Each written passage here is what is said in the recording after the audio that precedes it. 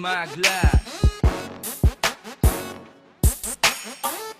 Come on, yeah. Rap na kagad ang ina. Di ko na kailangan na mahabang pa sa kalye para paunawa kung ano mga ang gagawin ginagawa at gagawin pa lamang na masabi sa 16 na bara. Ang aking mga bakara sa akin may bitin yun. Masakit sa ulo pero pag nasarap pa ba agawin ko pa 16 na milyon. Kung sa kanila mahingit pa sa iyong limitasyon ba pagtitipid ka kahit freestyling ko lang sisiw to want mo unlimited pa. Bakit di mo ko kilala kung meron tunay dito sino sa atin ha? Kung sasabihin mong ikaw at di ako yan nakatotohanan sinungaling ka.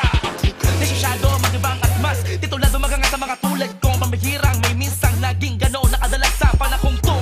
Kahit masyado na akong naging abala sa pagiging simpleng poging rapper SPR, wag kayo mag-alala dahil di ko nalilimutan ako maging ako sa mga pagkakataon na kailangan. Lalo na kung pagdating sa kalimawan maroon ako matatag na katibayang kahit gano'n ako kataas may pagpapakumbaba kong isinulat ko. Wala akong pake kung meron mayabangan, trono ko naman ang binubuhat ko.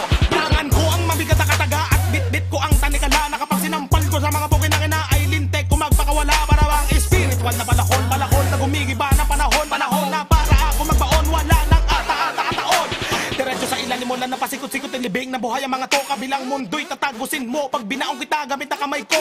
Yoko magyabang pero sino ang rapper na hindi ako kilala kung meron man o meron nga pero malamang noon malamang patay na kaya wag kang magpapasiklab sa akin ng rap na barya-barya. Tao akong kausap pero mala animal akong sumanya ha! Sa amin wag nang magmaasim pa pag pumutok dila ko patay kahit yung hindi ko inasinta yung puro lang flow mga utak so slow mga pukinanginan to oh no bigyan ng low blow sarap sa pakin ng mga to nag-iisa lang ako kahit kailan ay walang magiging kapares wag mo kong angasan at baka ihatid kita sa pintuan ng Hades King Bars, Flick G Smaglass.